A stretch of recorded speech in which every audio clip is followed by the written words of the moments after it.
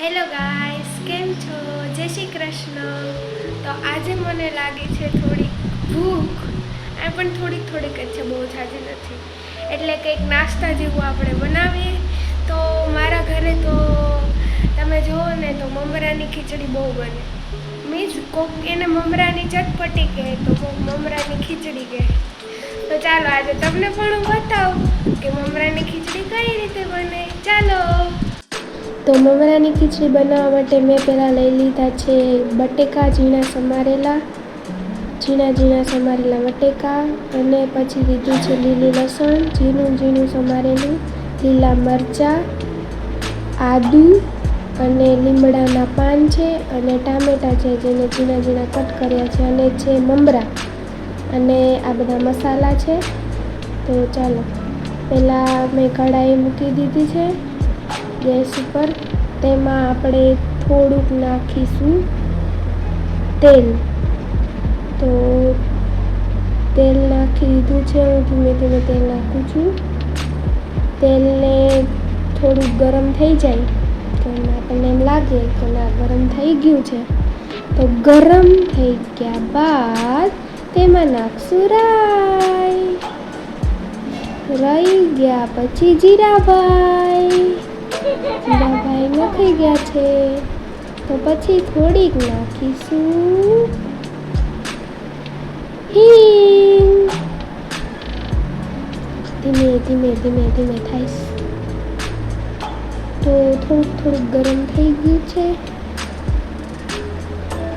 થોડુંક તેલ ગરમ થાય પછી આપણે નાખશું લસણ.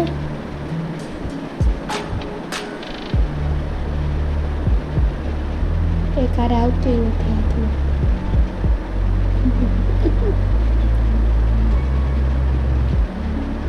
પછી આદુ,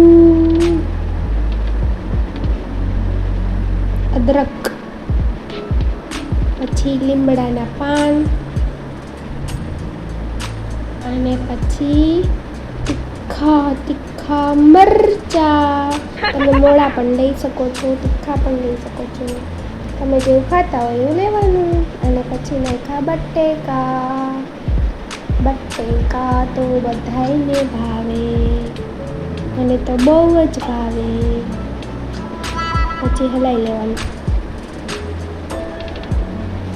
પછી મીઠું, નમક સમક डाल देते हैं. હલાવી લેવાનું.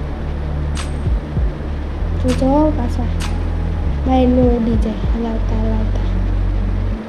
ધીમે હલાવવાનું.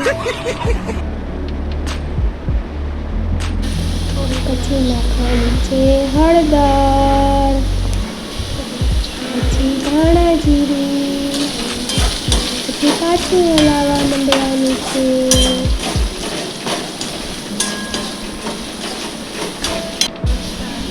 લાલ મરચું મસાલો, પછી પાછું હલાવી દેવાનું.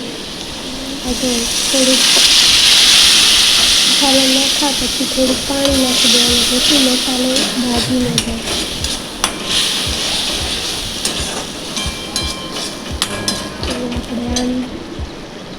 તો ગાઈસ આપણું બની રહ્યું છે બહુ જ મસ્ત ખુશ્બુ આવી રહી છે. તો હજી થોડીક વાર છે બનવાની. બની જાય પછી આપણે કહેશું કેવું બન્યું છે. જ્યાં સુધી આ ચડે ત્યાં સુધી આપણે મમરાને પાણી વડે ધોઈ લેશું. તો જો આ છે પાણી. ગ્લાસ મેં નાખી 2 ગ્લાસ નાખવાનો. તમે જેટલું લીધું હોય એ પ્રમાણે થોડુંક નાખી દેવાનું. તો પાછો મેં બીજો ગ્લાસ લીધો છે, નાખી દેવાનું. પછી મમરા થોડાક આમ પલળી જાય ને પછી એની અંદરથી પાણી કાઢી લેવાનું. તો ચલો આપણે અત્યારે બટેકા બફાઈ ગયા છે અધકચરા. તો એમાં નાખી દઈએ ટામેટા નાખીને પછી હલાવી દેવાનું. ટૂંકું હલાવી દેવાનું. જે કેવો સરસ કલર આવી ગયો ને. મને તો જોઈને જ એમ થાય છે પછી થોડુંક ખટાશ આમ ચટપટું લાગે ને એના માટે નાખ્યું છે લીંબુ. અડધું જ નાખ્યું છે કેમ કે ટમેટાં નાખ્યા ને એટલે અડધું નાખી દીધું લીંબુ. પાછું હલાવી દેવાનું. પછી ચડી ગયા ટમેટાં, થોડાક ચડી જાય ને પછી જો મેં આ મમરા પાણી કાઢી લીધા છે ને એટલે સાવ સોફ્ટ થઈ ગયા છે, પોચા જોઈ રહ્યા છો તમે, જો છે ને એકદમ સાવ પચ્ચા. જો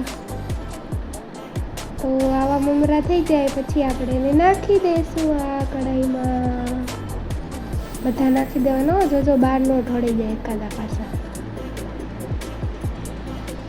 પછી આને હલાવી દેવાનું. હલાવો, મિક્સ કરો. હલાવો, ધીમે હલાવો.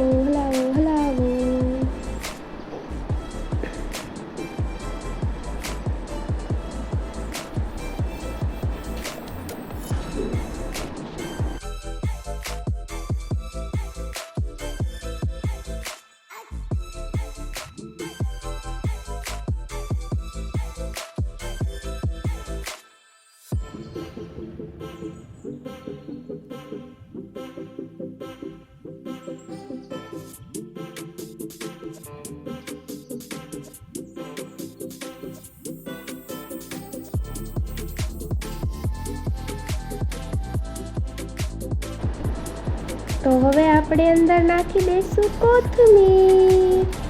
કોથમરી કહેવાય કે કોથમીર કહેવાય? કોથમીર કહેવાય કે કોથમીર. તો ચાલો હવે મારા બાને ચખાડી દઈએ, મારા પ્યારા બા.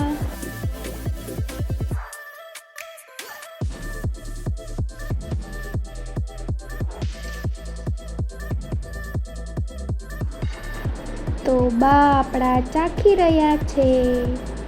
અરે વાહ, લે મસ્ત કરે, મસ્ત. ભાઈ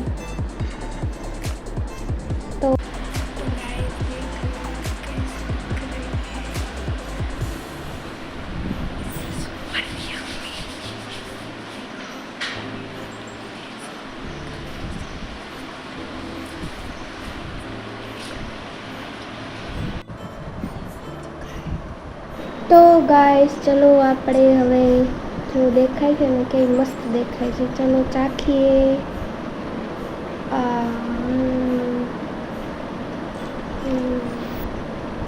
વાહ, શું યાર, પૂનમ તે ખીચડી બનાવી છે. અમેઝિંગ, આઉટસ્ટેન્ડિંગ, મસ્ત છે. બહુ જ સોલિડની બની છે ને, કે આમ કહેવાય ને ઝકાસ, જબ્બર, શાબાશ. તો તમે પણ આવી ઘરે બનાવજો જરૂર, એકવાર તો બનાવજો, પછી તમને એમ થશે કે ના બનાવવી જ જોઈએ આવી. તો એકવાર જરૂરથી બનાવજો અને બનાવીને મને કોમેન્ટ કરજો કે તમને લોકોને આ ખીચડી કેવી લાગી, ચટપટી. તો બાય ગાઈસ, મળીએ નવા વિડીયોમાં. જય શ્રી કૃષ્ણ.